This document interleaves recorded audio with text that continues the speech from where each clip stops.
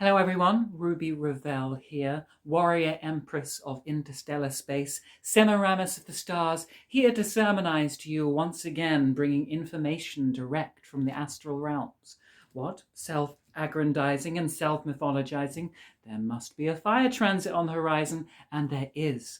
Venus has just crossed over the solstitial point into Aries, the sign of the ram, and we all need a good ramming every now and then, don't we? Or at least we usually do. Want to when Venus is transiting through Aries. So the funny thing about Venus transiting Aries is that it behaves a lot more like Mars. Venus is all about the power of attraction, the different methods we use to bring in and lure those beautiful things that we want and desire into our lives. But Venus in Aries doesn't like to do that in a passive way. It's much more likely to be an errant knight charging forth in the world to go and capture and conquer what it wants instead of trying to lure it towards itself.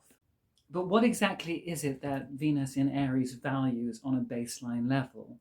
It has the need to feel that it is powerful and potent and fertile in this world, that in the great battle and martial arena of life, that it is able to pit itself against enemies, against opposition, against obstacles, and make itself come out top trumps. And this concept of opposition is very important because in order to aggrandize and strengthen and reinforce the egotism of the valiant shining self, there has to be something that is not self, something that is a challenge. In order to feel superior, there has to be someone you feel superior to. In order to be victorious, there has to be someone who has lost. In order to conquer, there has to be someone who has been conquered by your might. So rather than using the tried and tested Venusian tactics of diplomacy and kindness and the emphasis of shared sympathies to bond and connect with other people, Venus in Aries connects with other people by competing with them. For someone with Venus in Aries to compete with someone can actually be their way of displaying love and kinship and respect. If they are going to war with you, if they are challenging you, if they are wrestling with you, that is them saying, I respect you enough to think that you are a worthy opponent, a good enough sparring partner to merit my attention. And fighting is a way of intimacy. If you think about literal physical fighting, there's two bodies grappling very closely with one another in a way that, while it is rough, still has a sensuality and sexuality behind it, not that far removed from the sexual act itself. And one of the best mythological representations of the kind of relationship and partnership that Venus in Aries finds most invigorating is found in the Epic of Gilgamesh, in the masterful bromance between the titular character Gilgamesh and the wild man who gets tamed, Enkodu. And before I dig into that, I will say one of the exhausting and difficult things about being on the receiving end of the love of someone with Venus in Aries is that everything can sometimes be turned into a competition, because the only way they really know how to engage with someone is through agitating and aggravating them in order to make things more dynamic. They can end up turning almost every tiny thing into a competition. You can just be having an innocent conversation about something perfectly ordinary and bland, and it gets turned into a debate in which suddenly the superiority of their ideas and opinions are pitted against yours. If you're just having a casual joke, then suddenly they've got to be the funniest person in the room. If you're at a party, they've got to make sure that they are the ones who attract the most members of the opposite sex, or the same sex if they're that way inclined. They have to make sure they are the ones who are charismatic, who attract the most lust in their direction. And this is exactly the state of affairs that we find at the beginning of the Epic of Gilgamesh. Gilgamesh is a great, powerful king, but he's too powerful. He overdoes it.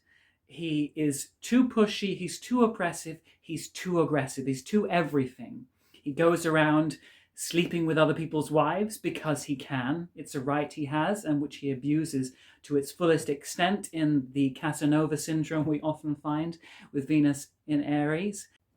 And he exhausts all the local young men by engaging them in never-ending marathons, displays of athletic prowess, by constantly putting them in wrestling matches against himself, just basically designing a civilization in which everything is meant to make him feel like the winner and everyone else like the put-upon loser.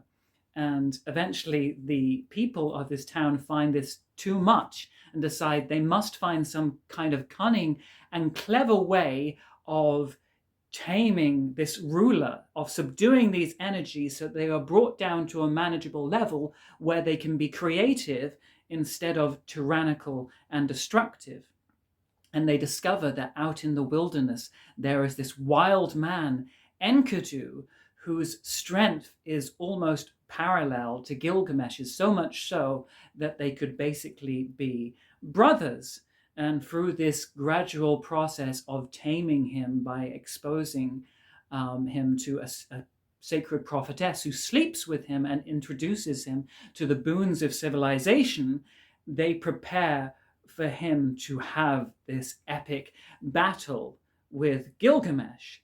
And even though Gilgamesh ends up becoming victorious in that battle as well, he still almost loses. He still meets someone who is almost victorious over him, and therefore who he can treat as being some kind of equal, who he can respect.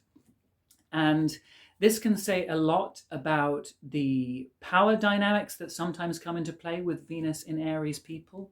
For some Venus in Aries people who are perhaps very insecure, who are very worried about being defeated, who have perhaps cornered one area of the market of life and neglected everything else, they can sometimes deliberately find themselves attracted to partners who are very weak and ailing or passive in some way, people who are meek and submissive and who are the polar opposite of their constantly dynamic, assertive energies.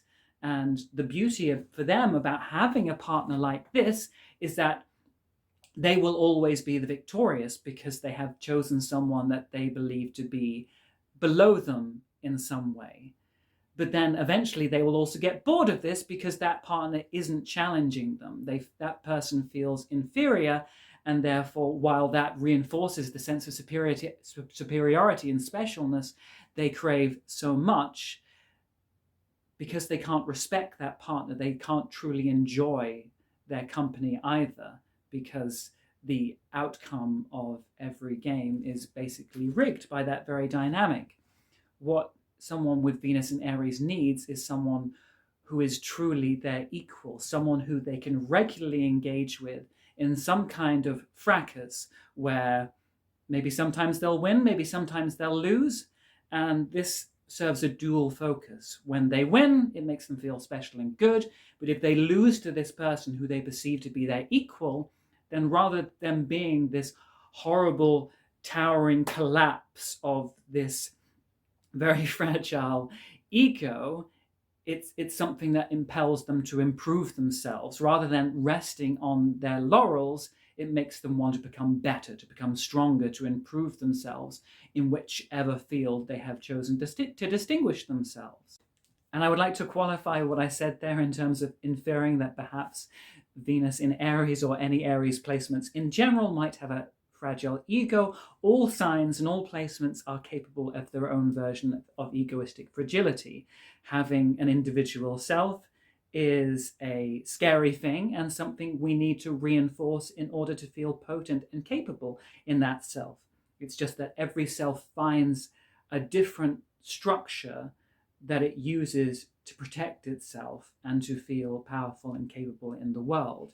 And one of the traps that can sometimes occur for people with Venus in Aries is that they only feel as strong as their last victory. They only feel as powerful as their last won battle. And that can mean that they are always on the lookout for the next conquest that will remind them that they still have it, that they are still top of the heap, that they haven't been beaten yet or lost their relevance or their strength. There can be a constant need to prove oneself. And that's because the strength of Aries comes not just from its inherent state of being, but from its actions. It associates itself with its actions. And if it's unable to prove its capability in its actions, then it can begin to feel very weak and depressed and put upon by the world indeed. And so one of the most immediate ways that Venus in Aries can prove its power to conquer can be making sexual conquest, which is why, as I hinted at earlier, Casanova Syndrome can so often arise in this sign. Sex is wonderful because not only is it pleasurable, but if you are someone who has an almost exhausting level of fire within you, sex is a wonderful way to release that fire, to momentarily to extinguish that burning furnace and actually feel like you can have some damn peace.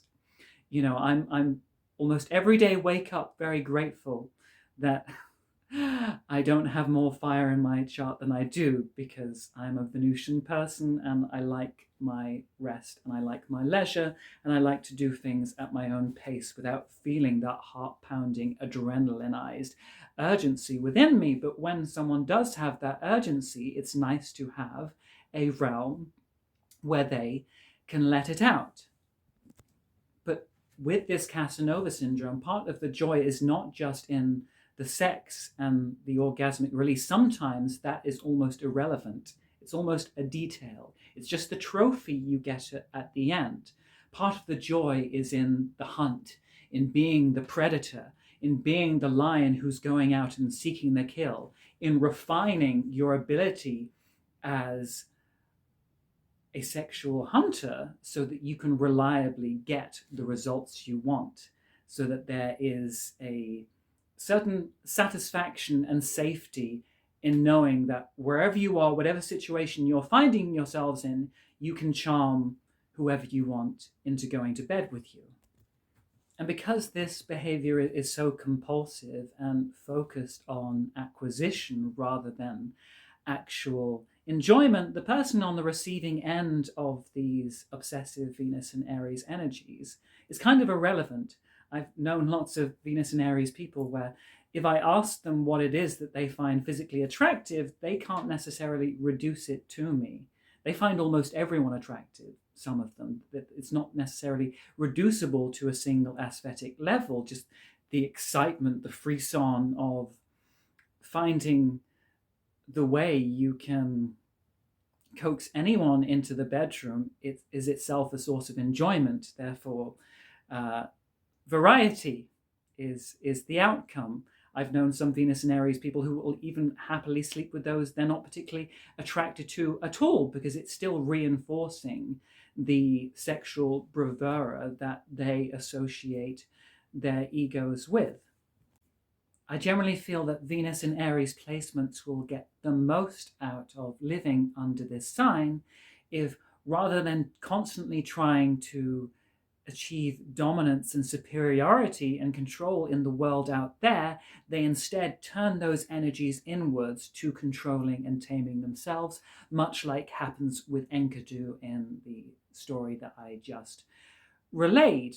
And this is why I feel almost all people with this placement, unless there's a strong contradictory aspect, really benefit from having a regular exercise regime. These are people who usually need to go to the gym in order to have an outlet for all of that fire, which is always making them feel better about themselves, because so much of athleticism is about constant self-improvement, always making yourself stronger, more muscular, faster, beating your own personal bests and times and weight gains, rather than always having to compare yourselves against someone else.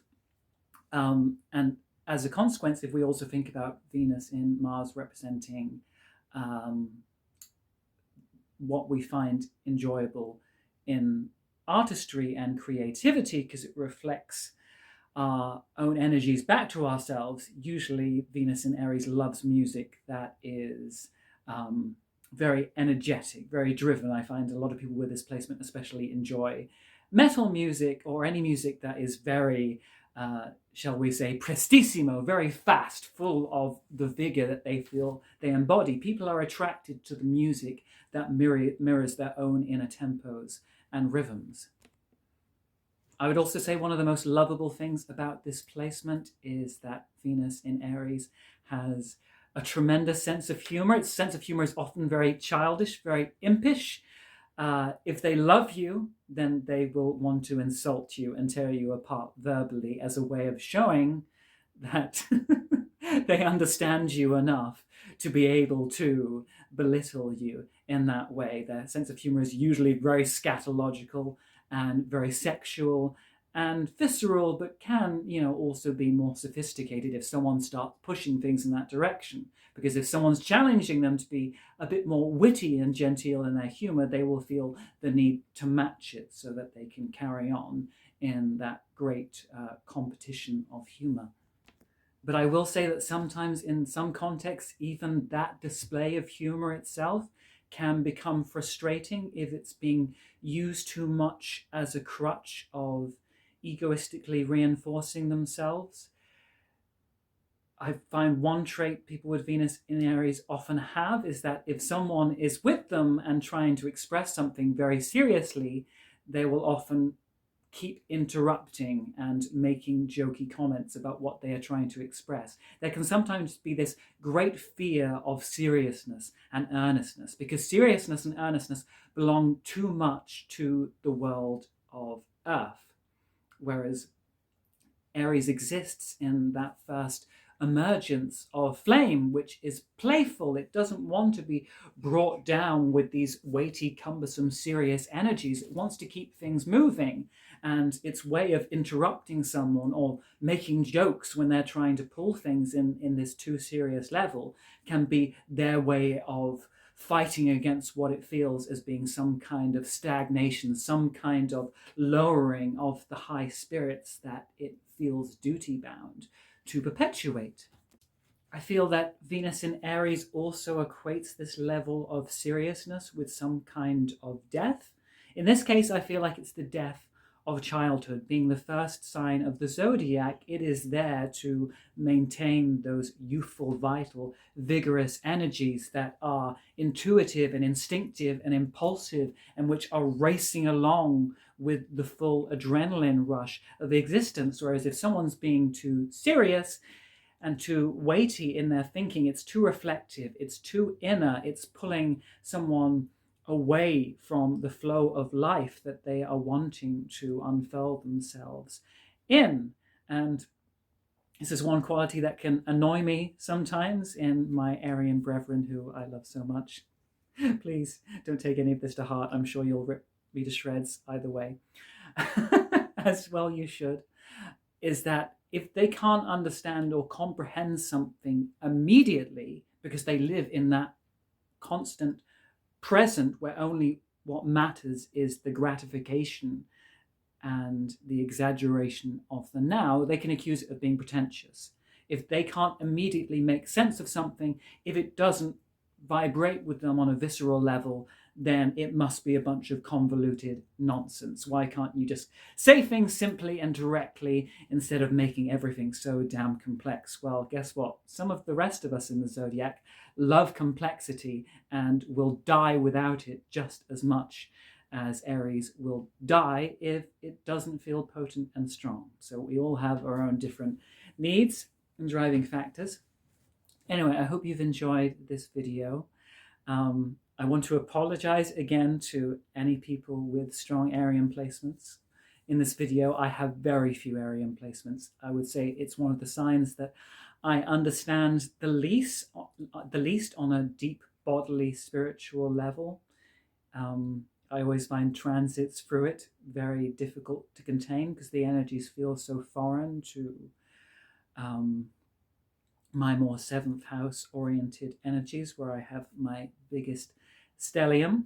So please, if you want to share some of your own experiences of those Aryan energies in the comments, please do, if you want to get in contact with me for some kind of reading or spiritual counseling, my contact details will be below. And if you want to consider supporting me on Patreon so I can improve the level of content that I deliver to you, I will put that link below as well. And enjoy your battles.